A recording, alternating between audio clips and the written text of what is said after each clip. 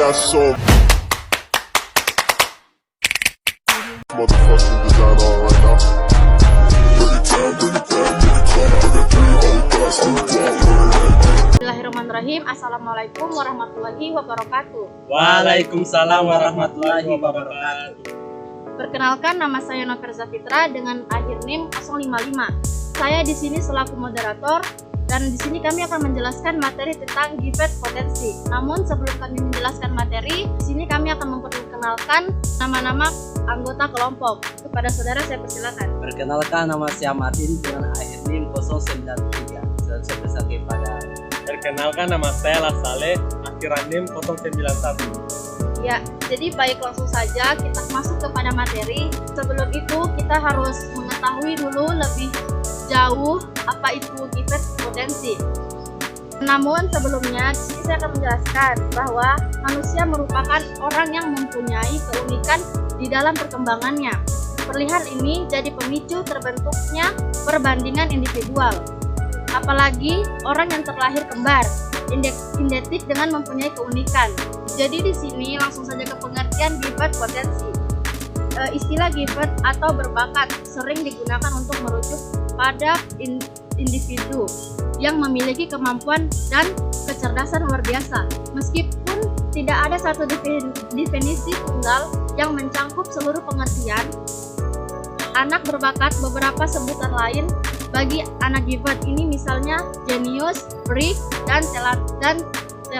Anak berbakat memiliki kemampuan yang berbeda jauh dengan anak-anak lainnya, membuat mereka dilihat sebagai individu yang unik dan istimewa. Salah satu karakteristik anak GIVET adalah memiliki kemampuan inteligensi umum yang sangat tinggi. Istilah GIVET juga lebih ditunjuk pada individu-individu yang memiliki kapasitas inteligensi yang tinggi. Selanjutnya kepada pemateri saya persilakan. Baik, terima kasih kepada moderator telah mempersilakan kepada saya untuk melanjutkan materi inti yaitu potensi dan aktualisasinya. Individu anak gifted menemukan tantangan. Individu anak gifted yang kurang tertantang di kelas biasanya akan menjadi troublemaker. Kehilangan minat di kelas, membolos, mengganggu, sering keluar masuk kelas, serta tidak jarang tampak pasif dan apatis. Adalah beberapa indikasi diperlukan akibat dari gaya belajar yang termasuk dalam kategori normal. Lanjut, ada berbagai metode bisa ditawarkan head job dalam sentrok mengemukakan terdapat 4 pilihan program model untuk anak gifted antara lain bagian A yaitu kelas khusus, B kelas akselerasi, C mentoring dan program magang, D kerja atau studi pada program pelayanan masyarakat. Saya kembalikan kepada moderator. Baik, pemateri selanjutnya saya persilahkan. Terima kasih kepada moderator telah memberikan kesempatan untuk melanjutkan materi selanjutnya. Langsung saja ke materinya. Bagi orang tua.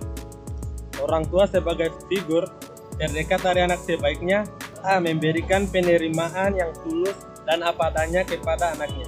B. Memperhatikan tumbuh kembang anak dengan pada perkembangan yang normal maupun yang abnormal. C. Senantiasa mengadakan hubungan yang sangat penuh kasih sayang dan terbuka dengan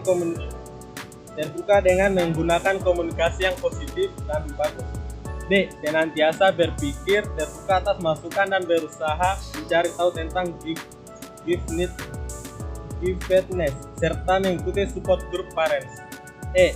Jangan mengharapkan terlalu besar terhadap sekolah untuk menjadi salah satunya tempat belajar. F. Berkomunikasi dengan sekolah dan lembaga-lembaga dijadikan arena pengembangan diri. G. Jika mendapatkan kesulitan lebih lanjut, dapat berkonsultasi dengan profesional yang terkait. Terima kasih, saya berikan kepada moderator untuk melanjutkannya. Ya, langsung saja di sini ada bagi guru di sekolah. Guru di sekolah sebagai partner orang tua kedua dalam mendidik anak gifted sebaiknya. Yang pertama, mereview kembali tujuan dan mengajar dan mendidik anak. Yang kedua, mengenali dan memahami diri sendiri sebagaimana yang disyaratkan kepada orang tua. Yang ketiga, senantiasa mencari informasi tentang penelitian mengenai gifted dari para ahli. Dan yang terakhir, berkomunikasi dengan orang tua agar tempat kesamaan proporsi dan program dapat berkembang di anak. Jadi itulah materi dari kami. Selanjutnya kami akan membuka sesi pertanyaan. Mungkin dari rekan-rekan saya ada yang bertanya. Siap. Kepada Saleh saya persilakan. Dari penjelasan tersebut, saya ingin mengajukan pertanyaan yang tidak begitu panjang. Jelaskan pengertian dari gifted potensi pada anak. Baik, mungkin saudara saya Mardin akan menjawab pertanyaan dari Saleh. Pada saudara Mardin saya persilakan. Baik, terima kasih kepada moderator telah mempersilahkan kepada saya untuk menjawab pertanyaan dari saudara Saleh. Adapun pertanyaan itu, jelaskan pengertian dari gifted potensi pada anak. Baik, langsung di sini saya akan menjawab pertanyaan dari saudara Alex, yaitu potensi pada anak gifted merujuk pada kemampuan-kemampuan yang menonjol dan dapat berkembang menjadi sesuatu yang luar biasa. Potensi ini berupa kemampuan intelektual umum, kemampuan akademi khusus, kemampuan berpikir kreatif, produktif, kemampuan pemimpin, kemampuan dalam selalu satu bidang seni, dan kemampuan psikomotorik. Baik, itulah jawaban dari saya. Saya kembalikan kepada penanya. Mungkin jawabannya sudah sesuai dengan yang saya harapkan. Saya ucapkan terima kasih kepada penjawab. Saya kembalikan kepada moderator. Baik, terima kasih kepada Mardin sudah menjawab pertanyaan dari Saleh. Mungkin saudara Mardin ingin mengajukan juga pertanyaan. Baik, saya di sini mengajukan pertanyaan kepada saudara Saleh atas terkait materi yang kita sudah bahas tadi. Baik, tadi sudah dijelaskan tentang 4 program model untuk anak gifted. Jadi tolong sebutkan dan jelaskan apa saja 4 program itu. Terima kasih kepada saudari saya telah mengajukan pertanyaan kepada saya. Mungkin saya akan menjawabnya. Yang pertama yaitu, langsung saja pertanyaannya, sebutlah dan jelaskan apa saja 4 program itu. Yang pertama, kelas khusus. Dari kelas khusus ini biasanya dilakukan di hari biasa atau biasa pada waktu akhir pekan, yaitu Jumat atau Sabtu. Kelas akselerasi bertujuan mempercepat subjek materi atau pemadatan materi bagi anak agar menyelesaikan 2 kelas dalam 1 tahun.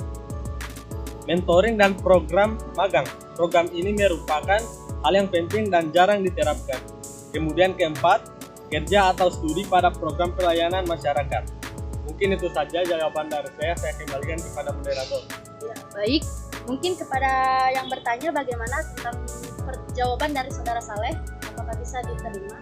Baik, terima kasih atas jawabannya kepada saudara Saleh. Mungkin itu jawabannya sangat efisien, saya terima dengan baik.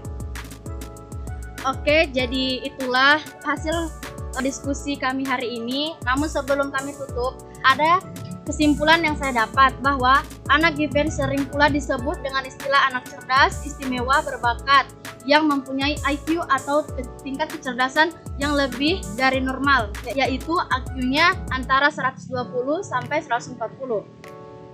Mungkin itu saja dari kami. Lebih dan kurangnya mohon dimaafkan. Bila ada kata atau bahasa yang tidak berkenan di hati, mohon dimaafkan. Wabillahi taufiq wal hidayah. Wassalamualaikum warahmatullahi wabarakatuh. Waalaikumsalam warahmatullahi wabarakatuh.